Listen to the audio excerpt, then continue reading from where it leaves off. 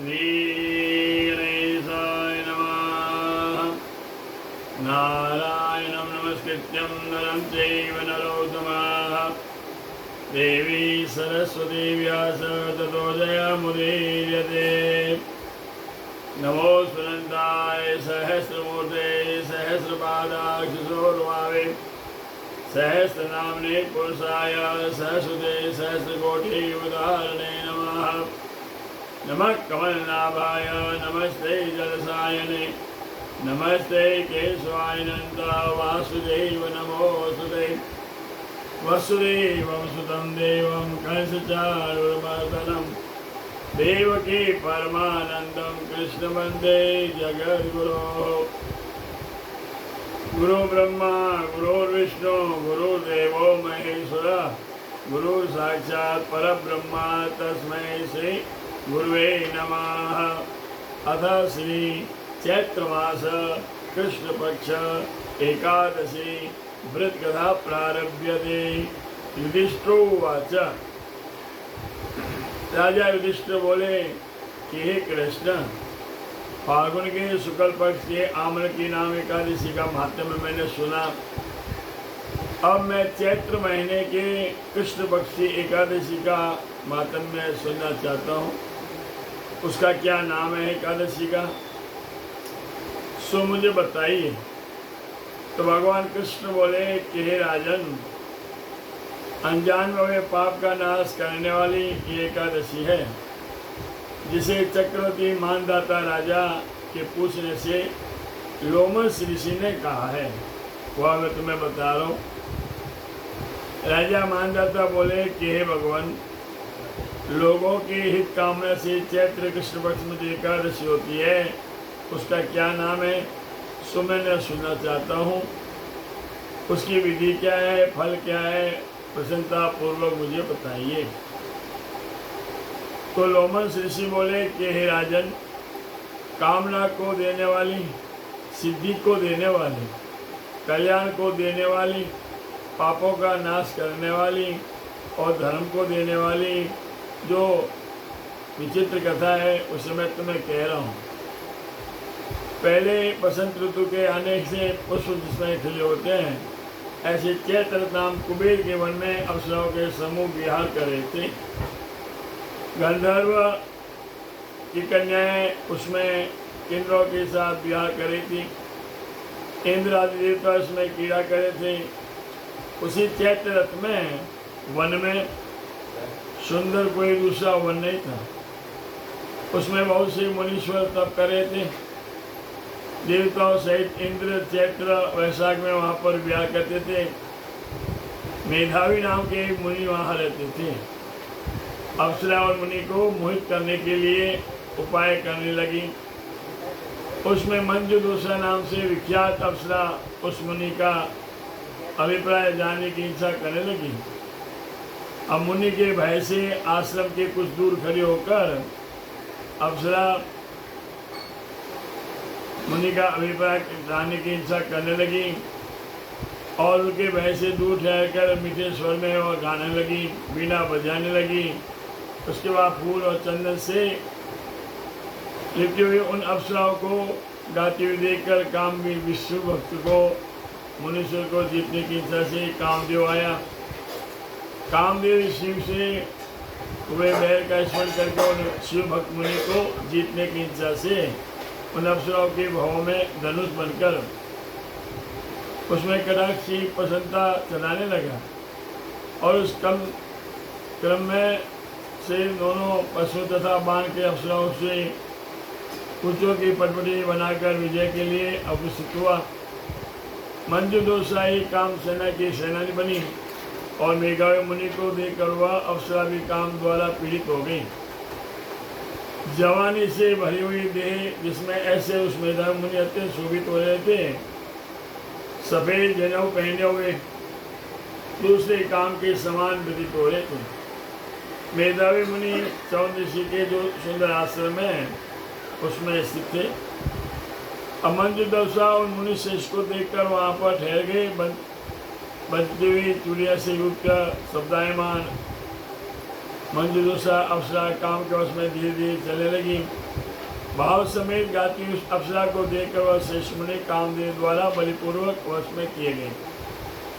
मंजुदोषा मुनि को काम के वश में देखकर हाव को कटाक्ष करके उनको मोहित करने लगी।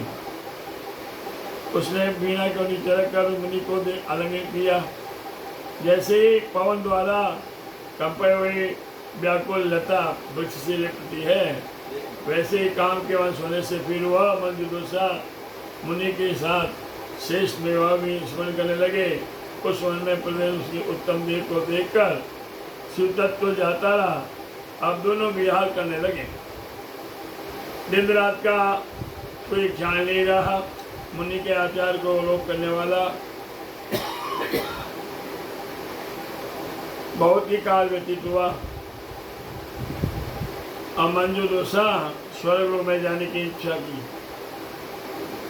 नमन करते हुए मुनि से बोली कि हे महामुने, मुझे अपने स्थान में जाने की आज्ञा दीजिए। तब मेधावी ऋषि बोले, हे वरानने, अभी तो संध्या समय आई है, इसलिए जब तक प्रभात संध्या ना हो तब तक मेरे समीप रहो। इस प्रकार उन्होंने वचन सुनकर भयभीत होकर और ईश्वर में श्रेष्ठ मुनि को विवाह करने लगी। मुनि के श्राप के भय से डरे हुए अप्सरा बहुत वर्षों तक अर्थात 55 वर्ष 9 महीने और 3 दिन व्यतीत हुए। मुनि के साथ विहार करते रहे। उनका काल मुनि के आधी रात्रि के समान व्यतीत हुआ।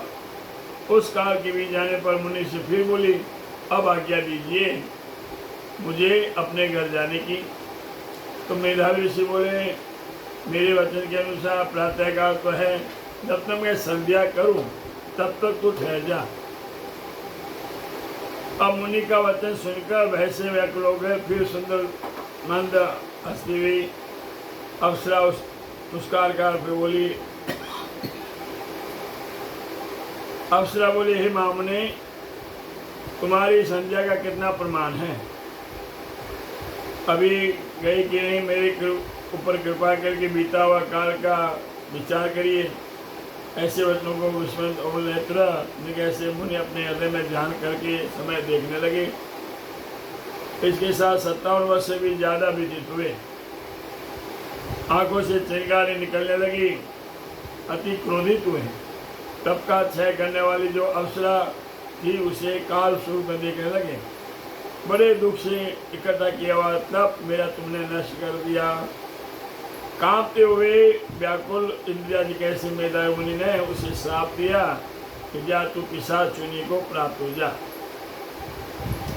अरे पापनी, अरे दुराचारणी, तुझे धिक्कार है। अरे उल्टा पाप करने वाली, तुम्हें धिक्कार है। उनके श्राप से दग्ध हुई वह विनयपूर्वक नम्र होकर स्थित हुई। मुनि से प्रसाद चाहने लगी। वह सुंदर भाव वाली बोली, हे विप्रदेव, आप प्रसन्न होइए और श्राप को दूर करने का अनुग्रह कीजिए। संजयों की संगत वचनों द्वारा सातवें पद में फल देने वाली होती है। हे ब्रह्मन, आपके साथ मेरे बहुत से वर्ष बीत गए, इसलिए मैं, हे स्वामी, मुझ पर कृपा कीजिए। मुनि बोले, हे भद्रे, श्राप का अनुग्रह करने वाला मेरा वचन सुनो, मैं क्या करूं? अरे पापनी, तू मेरा बड़ा तप नाश किया है। चैत्र के कृष्ण पक्ष में जो शुभ एकादशी है उसका नाम है पाप मोचनी। पाप मोचनी नाम से वह सब पापों को नष्ट करने वाली होती है। उसके व्रत करने से पिशाचनी छूट जाएगी। ऐसा कहते वह मेधावी पिता के आश्रम में आए। मेधावी को याद देकर चौदशी बोले कि हे पुत्र, तुमने क्या किया जो पुण्य तुमने क्षय कर दिया? मेधावी बोले, हे पिताजी, मैंने बड़ा पाप किया है जो अप्सरा के साथ विहार किया। हे तात, मुझे प्रायश्चित बताइए। तो चौदशी बोले, चैत्र के कृष्ण पक्ष में पाप मोची जो एकादशी होती है, हे पुत्र, उसके व्रत करने से पापों का समूह नष्ट होता है। पिता के वचनों को सुन मेधावी व्रत किया, उसका पाप दूर हुआ और पुण्य से परिपूर्ण हो गया। मंजुदोषा भी इसी प्रकार उस उत्तम पाप मोचनी के व्रत करने से पिशाचनी से छूट गई। वह शेष अप्सरा दिव्य रूप धारण करके स्वर्ग लोक में चले गई। तो लोमस ऋषि बोले, हे राजा मानदाता, पाप मोचन एकादशी के व्रत का ऐसा प्रभाव है। हे राजन, जो मनुष्य इस पुण्य पाप मोचन के व्रत को करता है, उसका जो पाप होता है वह क्षण भर में दूर हो जाता है। पढ़ने और सुनने से 1000 गौ दान देने का फल मिलता है। ब्रह्मत्या, ब्रूणा, सुरानी और वृद्धवसुनियारी इस व्रत के करने से बड़े बड़े पाप नष्ट हो जाते हैं। यह उत्तम व्रत करने से बहुत से पुण्य की प्राप्ति होती है। जय जय श्री भविष्योत पुराणे चैत्र कृष्ण पक्ष पाप मोचने एकादशी व्रत कथा मातम्य। श्री कृष्णार्पणमस्तु। बोल कृष्ण कन्हैया लाल की जय। सुधर्मो राघवंश अधर्मो दस्करंजरः एवं वदन्ति लोकानां यदो धर्मस्ततो जया। तिथेवारं च नक्षत्रं योगं करणमेव च पंचांगम श्रुते नित्यं श्रीगंगा स्नानं फलं लभेत्। आज जाए करके ठाकुर जी रे चैत्र मास रे कृष्ण पक्षी एकादशी द्वादशी में एकादशी व्रत, रविवार पाप मोचन एकादशी व्रत, काल बारस सोमवार प्रदोष वर सोम प्रदोष, 13 14 वेणी मंगलवार, अमावस्या बुधवार, नया संमत गुरुवार 19 तारीख ने प्रारंभ है। 2083 व्रत संमत 2083 गुरुवार शुभ प्रारंभ है। मंगलम भगवान विष्णु मंगलम गरुड़ध्वजा मंगलम पुंडरीकाक्ष मंगलाय स्तनो हरि।